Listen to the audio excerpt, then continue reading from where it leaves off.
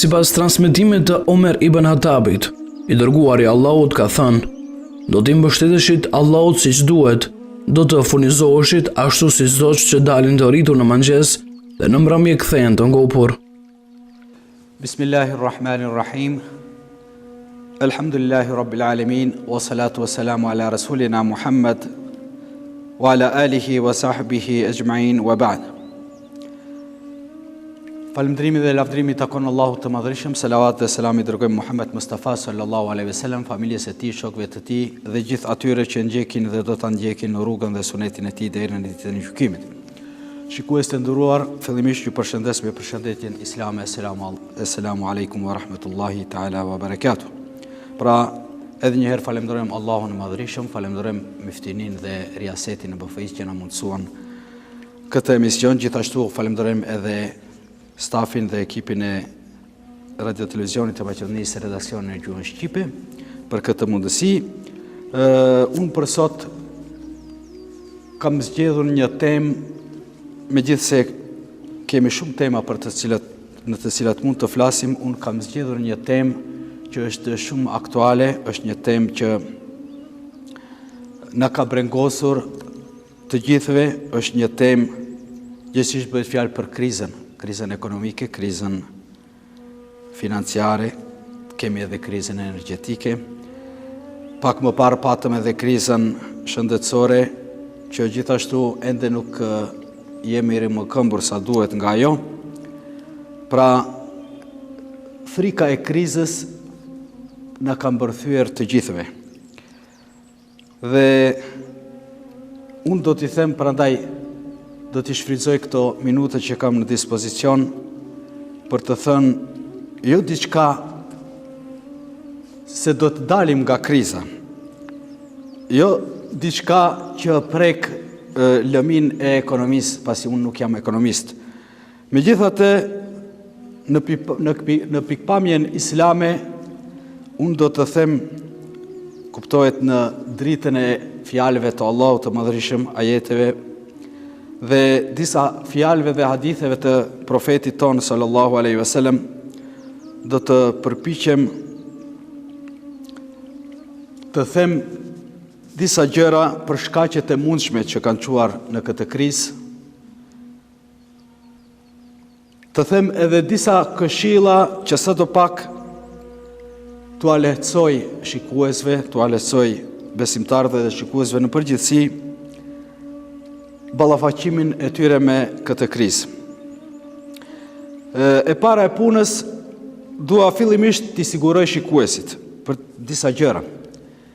T'i siguroj shikuesit disa pika, si pikë të para kam vendosur ajo që nga kjo krizë shikuesit, gjithsesi besimtarët, të mos kenë frikë aq sa po e shohim se janë të friksuar. Pika e parë pra, të mos friksohen dhe mos brengosen shumë. Kjo për arsye se ne, sidomos ne si besimtar në Zotin e Madhërisëm, jemi të bindur në atë se Zoti i Madhërisëm, çdo personi, çdo njeriu që ka ardhur në këtë botë, i ka caktuar riskun ose pjesën e tij që do duhet ta marrë. Dhe nuk del askush nga kjo botë pa e konsumuar edhe kafshatën e fundit që Zoti i Madhërisëm ja ka caktuar për atë.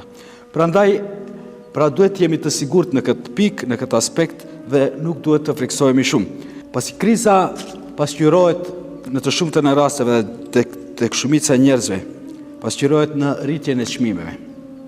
Në rritjen e çmimeve, qofshin ato në rritjen e çmimeve të faturave, qofshin në rritjen e çmimeve të produkteve, Këtu e kemi një, dhe edhe këtë të themi, krizat. Unë prandaj thash se do t'jap disa këshilla, jo për të dalim nga kriza, se ne nuk do të dalim dot nga kriza. Po edhe në qoftë se dalim, do të pasojë ndoshta do një krizë tjetër. Kriza ka patur edhe më herët. Krizë kemi tani, ndoshta do të ketë edhe në të ardhmen krizë.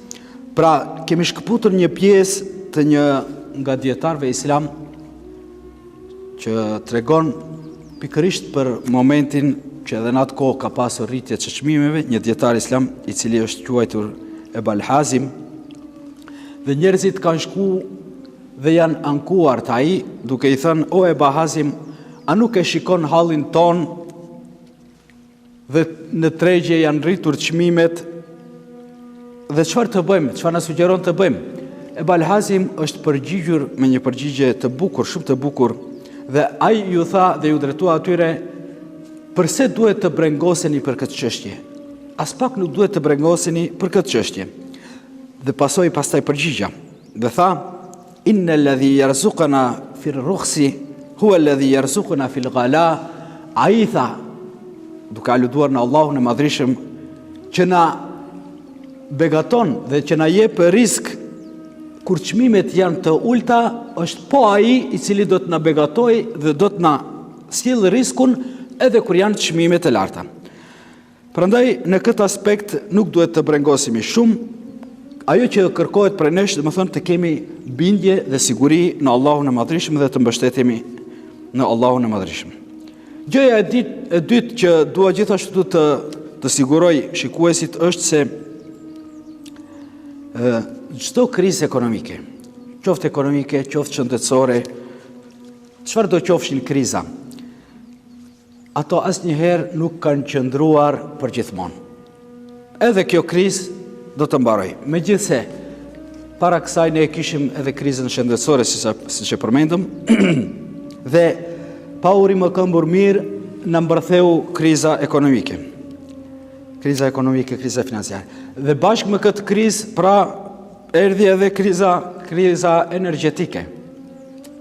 Po megjithatë, ne gjatë historisë, unë duke përgatitur këtë temë, kam gjurmuar dhe kam parë krizat që kanë ndodhur në të kaluarën. Dhe një nga krizat më të mëdha që hasa, ajo ka qenë kriza edhe që është quajtur depresioni i madh.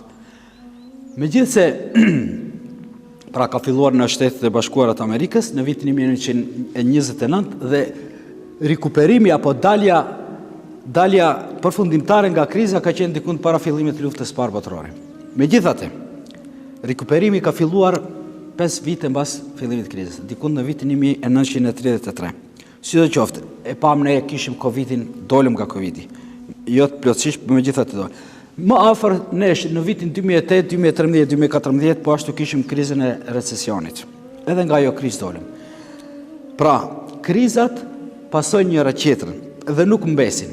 Ajo që mbetet mesin ton është brenga dhe që shkakton probleme. Është brenga që ne brengosimi ndonjëherë edhe në fakt në të shumtën e rasteve brengosimi pa arsye dhe shohim që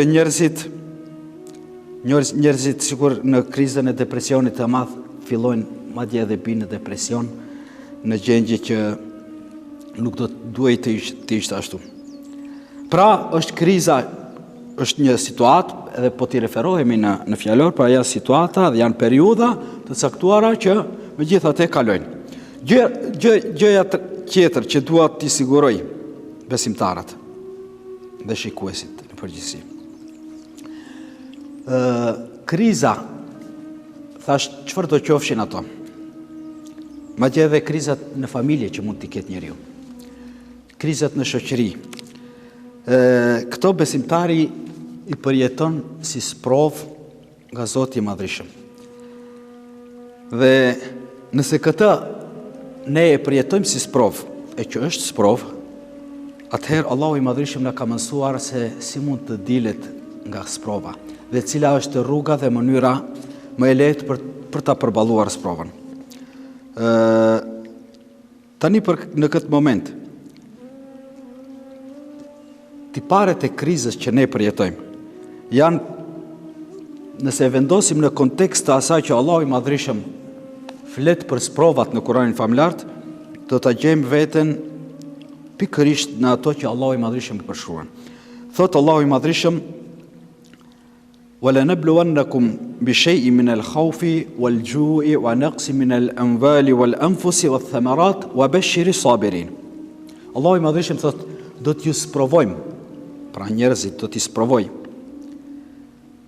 me diçka nga frika, do t'i sprovoj me frikë, do t'i sprovoj me uri, do t'i sprovoj me humbjen e pasurisë ose paksimin e pasurisë, do t'i sprovoj me humbjen e njerëzve, të dashurve të tyre, do t'i sprovoj edhe me humbjen ose paksimin e bereqetit ose të mirave që na jep toka.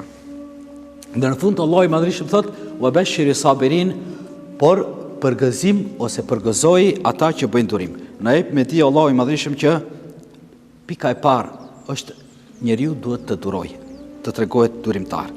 Tashti Allahu i Madhreshëm ka përmend këtu frikën, ka përmend urin, ka përmend humbjen ose paksimin e pasurisë, dhe ne të gjitha i kemi sot prezente në këtë krizë, të gjitha. Për çdo ditë shohim këtu frikën, ne kemi frikë nga kriza. Ne kemi frikë nga kriza, kemi frikë nga kriza ekonomike, kemi frikë nga kriza e sigurisë, gjithsesi, kemi luftën në Ukrainë, lufta mes Ukrainës dhe Rusisë, dhe për çdo ditë ne fatkeqësisht ndjekim në mediumet kërcënime të ndryshme që na kërcënojnë ose na friksojnë se mund të ketë edhe sulme bërthamore, dhe kjo gjithsesi se i shtin njerëzit të kenë frikë. Pastaj kemi edhe krizën këtu, është më aktuale në rajon ose në fqinjësinë tonë, krizë sigurie në Kosovë, krizën e paksimit të ushqimit ose urisë, edhe këtë e kemi. Edhe këtë e kemi. Krizat zakonisht tipari i krizave financiare dhe ekonomike është pikërisht ajo, varfëria. Pastaj krizën e paksimit të pasurisë, edhe atë e kemi për momentin. Pra të gjitha këto pasqyrohen në këtë ajet. Megjithse Allahu i Madhreshëm na mëson dhe thot: "Wasta'inu bis-sabri was-salah." Nëse dëshironi që kur keni ndonjë hall, kur keni ndonjë ngushtim, kur keni ndonjë siklet, ndonjë telash, Allahu i Madhreshëm thot: kërkoni mbështetje tek unë. Me durim, me namaz dhe me kthim te Allahu i Madhreshëm, besoj se ballafaqimi dhe tejkalimi i kësaj krize do të jetë më i lehtë dhe më i përballueshëm.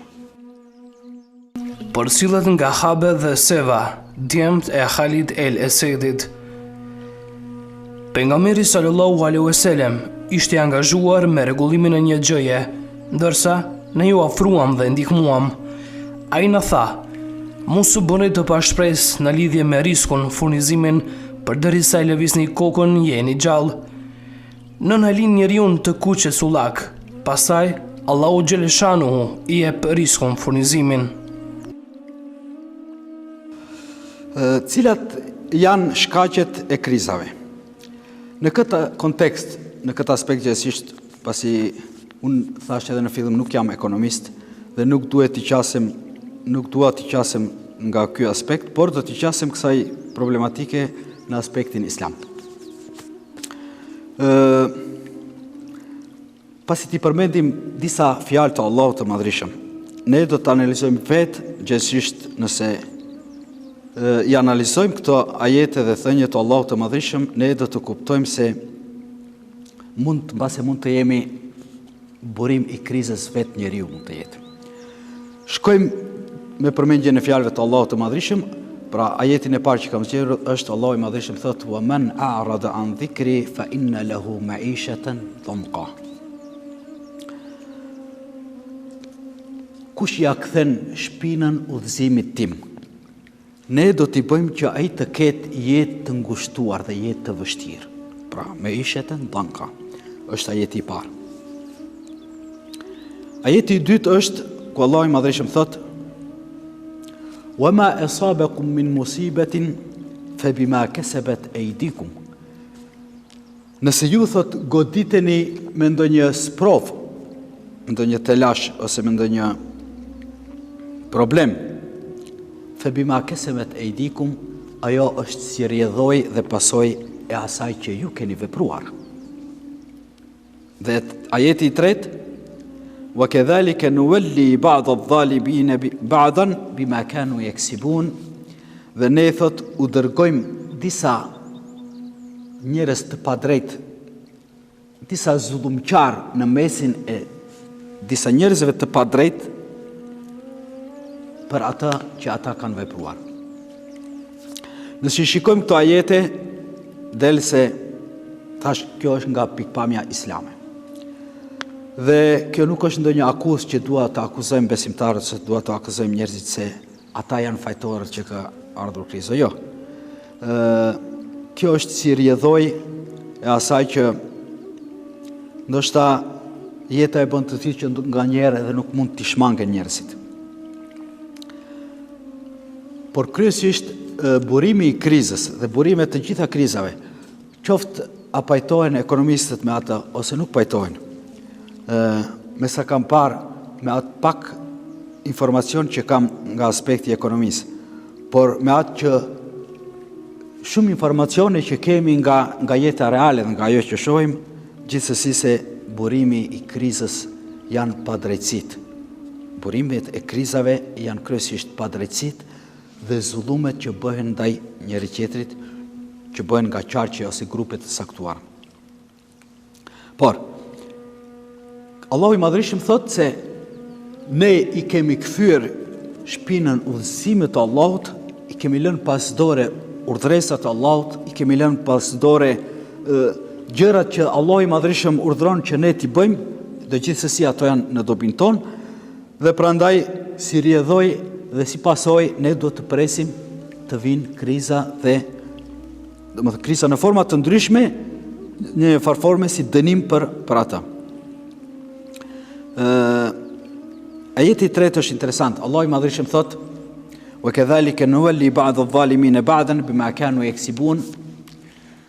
Allahu i Madhreshëm thotë, në qoftë se ju bëni zullum, pra ne gjithsesi jemi njerëz dhe gabojmë. Gabimet mund të konsistojnë në atë që të jenë gabime individuale, që mund të jenë mes njeriut dhe Zotit. Por kemi edhe gabime dhe kusure që kemi mes vete dhe mes njerëzve në shoqëri. Dhe prandaj nëse ne nuk reflektojmë dhe nëse ne nuk përmirësohemi, nëse ne nuk e shohim gjendjen realisht ashtu siç është, atëherë Allahu i Madhreshëm thotë, ne në mes faktikisht nëse ne jemi ata që bëjmë zullum, ndërsa ne faktikisht jemi, fjalën zullum e kam për qëllim padrejtësi ndaj njëri tjetrit, Allahu i Madhreshëm thotë, atëherë thotë ne dërgojmë disa njerëz po ashtu zullumqar në mesin atyre që po ashtu kanë bërë zullum, si dënim për atë që ata kanë vepruar, për shkak të zullumit dhe padrejtësive të tyre. E tashti, përse mund të kemi krizë dhe përse realisht kemi krizë ne? Krizë energjetike. Ose krizë, nëse i referohemi fjalës krizë në fjalor, do të shohim atje ka edhe një përshkrim që thot një luftë ose betejë e ashpër mes kapitalistëve për resurse dhe burime natyrore, për resurse dhe fusha të valutave. Tashti përse mund të kemi krizë energjetike sot? Përse mund të kemi krizë të valutave, të paras sot? Përse mund të kemi krizë të ushqimeve sot? Kur dihet se Allahu i Madhreshëm na ka begatuar dhe na ka bekuar me shumë të mira, me shumë resurse. E para e pikës, kriza energjetike. Unë nuk e kuptoj, seriozisht nuk e kuptoj si mund të kemi krizë energjetike kur dim se kryesisht energjinë qoftë në vendin tonë, por edhe gjithandej në botë, kryesisht energjinë e fitojnë, flasim për energjinë elektrike, e fitojnë nga burimet e ujit, nga resurset e ujit. E para, e dyta, gjithashtu e fitojnë edhe nga era. E treta, është më e reja, pra me këto panelet diellore, fitojnë energjinë edhe nga dielli, pastaj fitojnë edhe nga centralet bërthamore. Nga doli kriza. Për të pasur krizë energjetike, duhet të ndodhin disa nga këto gjëra që ti përmend. E para, ose të paksohen në aq masë të madhe ujërat që nuk do të ketë kapacitet të prodhojnë energji, e para. E dyta, ose do të paksohen aq shumë të fryj era dhe nuk do të ketë kapacitet të prodhojë energji elektrike. Dhe e treta, ose do të ndaloj dielli rrezet që nuk do të ketë kapacitet dhe mundësi të prodhoj energji elektrike. Asnjëra nga këto nuk ka ndodhur. Realisht asnjëra nga këto nuk ka ndodhur. Ujë e kemi, po atë ujë që e kemi pas. Ndoshta në një masë shumë të vogël, të reduktuar, domethënë sasi të reduktuara, megjithatë uji është, era është po ajo. Dielli është po ai diell. Po megjithatë dalin njerëz që na thonë se ne ballafaqohemi me krizë energjetike. As toka nuk ka ndaluar të jap bereqetin e vet. Asnjëherë nuk ka ndaluar toka të jap bereqet. Edhe dielli asnjëherë nuk ka pushuar ose nuk ka ndaluar të ngrohë. Edhe era nuk ka ndaluar të fryjë. Kjo na bën me dije se nëse i kthemi ajetit dhe fjalës së Allahut të Madhërisht që thotë do t'u dërgojmë disa zullumqar në mesin e zullumqarëve. Pra ne kemi bërë zullum dhe padrejti. Dhe Allahu i Madhërisht si pasojë dhe si rrjedhoi asaj dërgon po ashtu disa zullumqar ose disa njerëz të padrejt që kryesisht manipulojnë nëpër bursa, manipulojnë dhe sjellin kriza që ne i përjetojmë ato ndoshta edhe si dënim. Diçka tjetër që ndoshta mund të jetë edhe si burim krize, e që gjithsesi varet kjo prej gjithë nesh janë shpërdorimet dhe shpenzimet e tepërta. Allahu i Madhërisht thotë: "Wala tubadhiru tabdhira", dhe mos shpenzoni tej mase, mos shpërdoroni me ato që keni. Ndërsa, pra kur them se ne vetë jemi ndoshta burimi i krizës, në këtë pikë, pra shpërdorimi dhe shpenzimi i tepërt, mos ta çdo kush në jetën reale, pra ne e shohim sidomos kur është sezoni i verës dhe sezonet e dasme fatkeqësisht, ne e shohim shpenzime dhe shpërdorime të shumta të pasurisë. Madje këtë hallë kanë edhe njerëzit që kujdesen për pastrimin e mbeturinave. Aq shumë bëjmë shpërdorim saqë madje këtë tregojnë edhe statistikat botërore, jo vetëm këtu te ne, saqë në nivel botëror, në fakt në Maqedoni, sipas një statistike të fundit që kemi pasur ne, me ushqimin që hidhet pra në koshat të plehrave, do të kishte mjaftuar në Maqedoni, do të kishte mjaftuar për ushqimin të ushqyerit e 350.000 njerëzve, vetëm nga ushqimi që hidhet. Pra ky është një shpërdorim dhe mund të jetë edhe si pasojë e asaj që ne pra shpërdorojmë dhe keqpërdorim ato nimete dhe begati që Allahu i Madhërisht dhe nuk jemi falëndërues ndaj kësaj dhe mund të jetë si rrjedhoj edhe goditja e krizës. Pejgamberi sallallahu alaihi wasallam ka thënë se balanca e drejtësisë është në duart e të gjithë mëshirshmit dhe si pasojë nga begatitë e krijuara nga ai, çdo kush do marrë hisën e tij të merituar. Besimtari që beson se dhuruesi dhe shpërndarësi vetëm i pasurisë është Allahu, nuk i xhelozon të tjerët për shkak të pasurisë që kanë, si dhe nuk dëshpërohet për shkakun se të tjerët kanë më shumë virtyte. Përse është humbur bekimi, pra kriza e humbjes së bekimit dhe begatisë, ose kriza e humbjes së bereqetit. Nuk them humbja e bereqetit në aspektin fizik. Ka humbur bereqetin, nuk kemi misër në ar, toka nuk prodhon, nuk jeni begatit ose të mirat që Allah i Madhërisht janë zhdukur janë. Jo, ato i kemi, po ato madje edhe më shumë. Sot kemi bollëk, madje edhe më shumë, por megjithatë ne nuk i gëzojmë ato. Megjithatë, ato nuk na japin neve lumturi, ne përsëri nuk ndjehemi të lumtur. E pse mund të jetë kjo? Unë do të numëroj disa arsye që në fakt do edhe të jenë edhe si këshilla, arsyeja pse ne nuk jemi të lumtur, njëkohësisht këto mund të shërbejnë edhe si arsye dhe për të kthyer dhe për të reflektuar dhe për të përmirësuar veten. Pika e parë është sepse ne nuk jemi të kënaqur. Ne nuk jemi të kënaqur dhe nuk jemi falendërues ndaj Zotit për të gjitha mirësitë dhe begatitë që Allahu i Madhërisht na ka dhënë. Zoti i Madhërisht thotë kështu: "La in shakartum la azidannakum." Nëse ju jeni falendërues, unë thot do t'u ashtoj begatin dhe bekimin në atë që keni. Do t'u ashtoj bekimin dhe begatin në atë që kemi. Gjithashtu, një ditë prej ditëve, shënohet në një hadith të profetit sallallahu alaihi wasallam, erdhën disa njerëz te profeti dhe i thanë: "Ja Rasulallah, inna nakulu wala nashba." Ja Rasulallah, tha, ne ham por nuk ngopemi. Ham, tha, sa mundemi, por nuk ngopemi. Profeti sallallahu alaihi wasallam me një fjalë, ose me një fjalë shumë të shkurtër, e gjeti gjithsesi defektin se ose mangësia ku ishte ato. Profeti sallallahu alaihi wasallam tha: "Fa la'allakum taftarikun." Tha, ndoshta ju jeni ose hani të ndarë. Hani të ndarë. Nuk hani bashk. Kështu ju tha profeti sallallahu alaihi wasallam, ato i thanë: "Po ja Rasulullah, kështu?" Dhe profeti më njëherë pastaj tha: "Fajtamiu ala ta'amikum wadhkuru ismallahi fihi yubarik lakum fihi."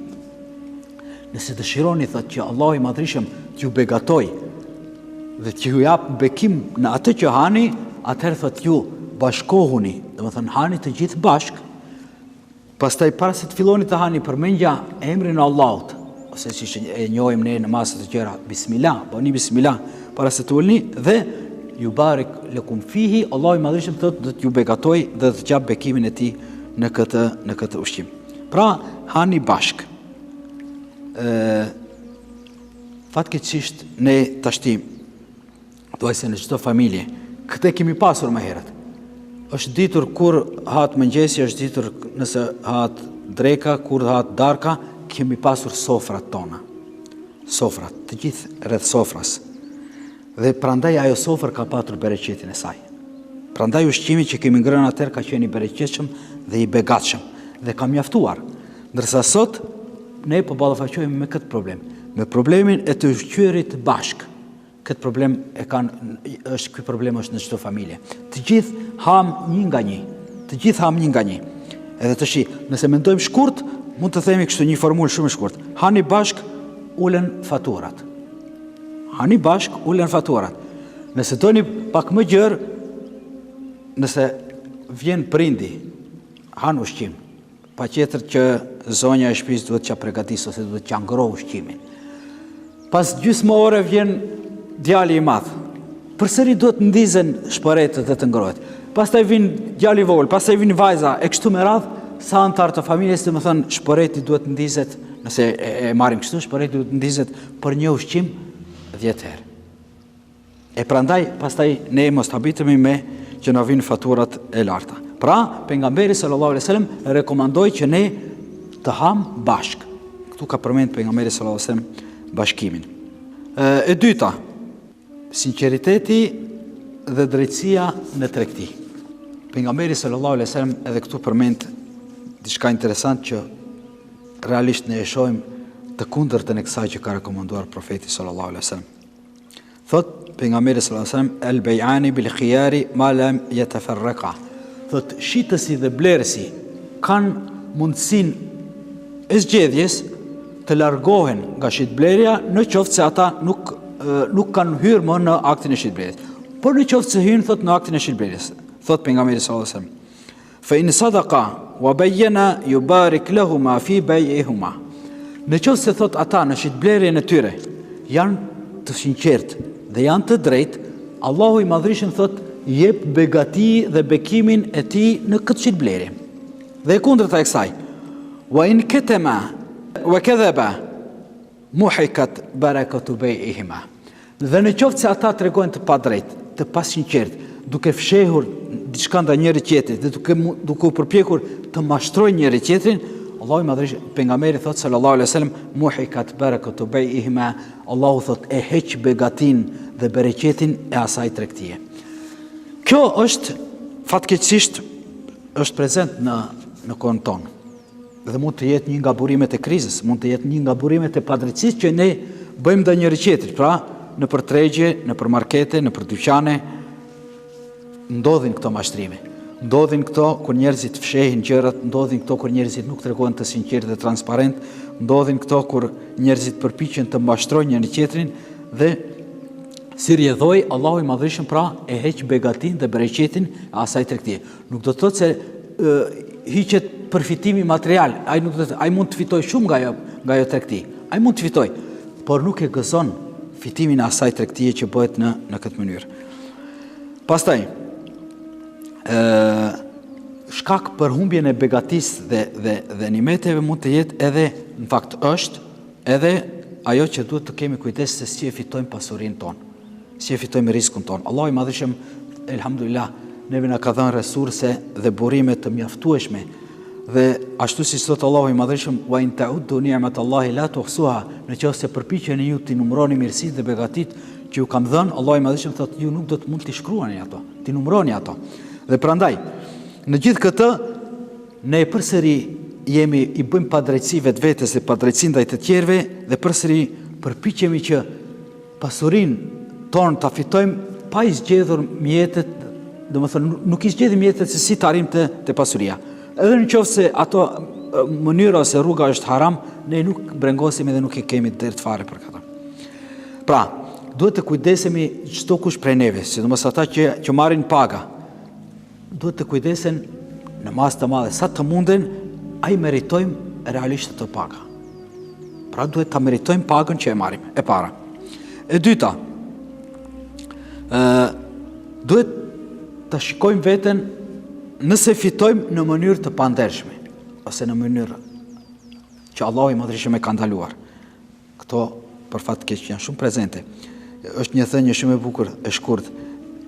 Le të jetë pak por halal. Le të jetë pak por halal.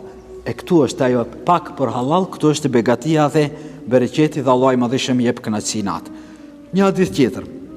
Pejgamberi thot sallallahu alaihi wasallam, hadith që transmetohet nga Enes ibn Malik, thot, dhe është hadith i mirë njohur në mesin e njerëzve dhe në mesin e besimtarëve, thot la yu'minu ahadukum hatta yuhibba li akhihi ma yuhibbu li nafsi, thot nuk ka besim të plot, nuk ka besim si duhet, tamam, një njeri i cili nuk ja dëshiron tjetrit atë që e dëshiron për vete.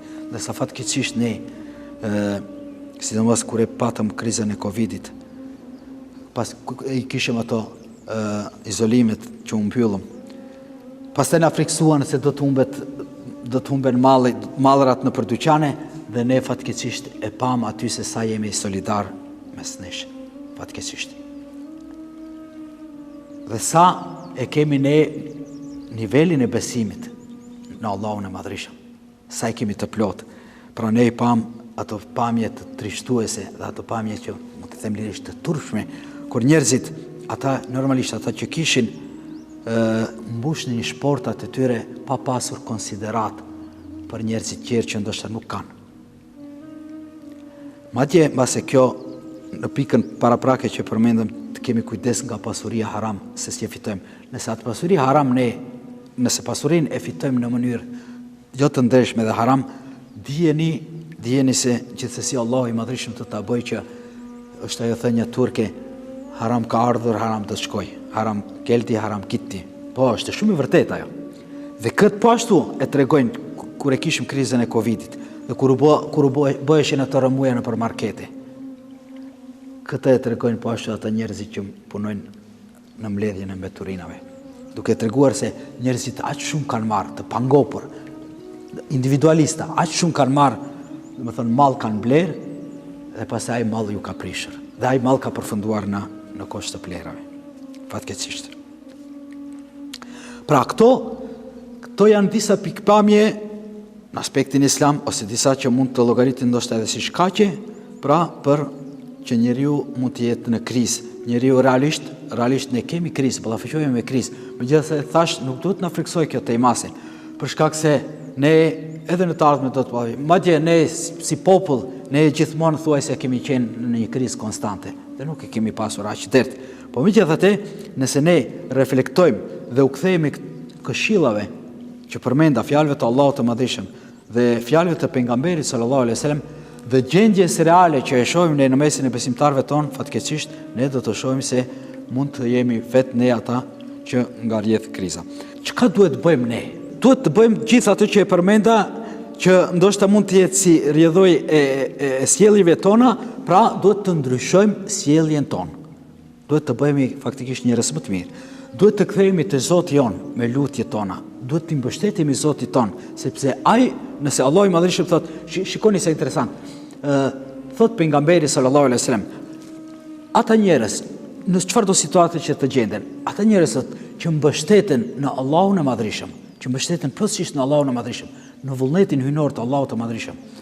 Allahu thot do t'i siguroj ata njerëz, sikur që i siguron shpendët, që në mëngjes të dalin nga folet e tyre me barkun bosh dhe në mbrëmje kthehen me barkun plot. Nëse ne mbështetemi në Allahun e Madhërisht, mbështetemi në atë që Allahu i Madhërisht e ka caktuar fundi të ndodh, atëherë gjithsesi se Allahu i Madhërisht do të ndihmoj. Ktu do ta përmendë edhe për fund ajetin që Allahu i Madhërisht thot që mund të shërbejë, është pikërisht formula që as mos të friksohemi. Wa man yattaqillaha yaj'al lahu makhraja. Ata që kanë frikë dhe mbështeten në Allahun e Madhërisht. Yaj'al lahu makhraja, Allahu i Madhërisht thot ju jep zgjidhje, ju hap dyert dhe rrugët për problemet që kanë. Dhe e dyta që është më domethënëse për momentin që ngjendemi, wa yarzuquhu min haythu la yahtasib, dhe ai thot u sjell risk nga ata se mendojnë. Nëse ne mbështetemi në Allahun e Madhërisht, mos e ke derce, nuk do të kesh para ose. Allahu i Madhërisht është ai që ka riskun në dorë dhe ai do të mundsoj dhe të bëj që risku të vi nga ti se mendon. Wa yarzuquhu min haythu la yahtasib wa man yatawakkal ala Allah, dhe ai që mbështetet në Allahun në situata të këtilla, fa huwa hasbuhu, i mjafton që ne të mbështetemi në Allahun sinqerisht dhe besoj se zgjidhet. Inna Allaha balighu amrihi, dhe vërtet thot Allahu i Madhërisht, ajo që ka caktuar Allahu i Madhërisht gjithsesi se do të bëhet. Gjithsesi se do të bëhet dhe atë gjithçka që ndodh, ne tham në fillim është e përkohshme dhe kalon. Qad ja'ala Allahu li kulli shay'in qadara. Allahu i Madhërisht pra çdo gjë ka bërë me masë ose me kohë të caktuar, me afat të caktuar. Shpresojmë dhe kjo është me afat të caktuar dhe shpresojmë dhe lutim Allahun e Madhërisht që të dalim dhe do të dalim gjithsesi nga kjo krizë, por megjithatë nga krizat kjo dhe krizat që do të pasojnë ne njeriu gjithmonë, prandaj Allahu i Madhërisht neve na ka begatuar dhe na ka pajisur me mendje, gjithmonë nga krizat dhe nga momentet e vështira ne duhet të nxjerrim mësimet e duhura. Pra mësimet që duhet të nxjerrim nga kjo është se ne duhet të rikthehemi Allahut të Madhërisht, të kthehemi te burimi, të kthehemi Allahut të Madhërisht, pra të përmirësojmë gjendjen tonë, të përmirësojmë raportet tona mes nesh, të përmirësojmë raportet tona mes nesh, që mos lejojmë.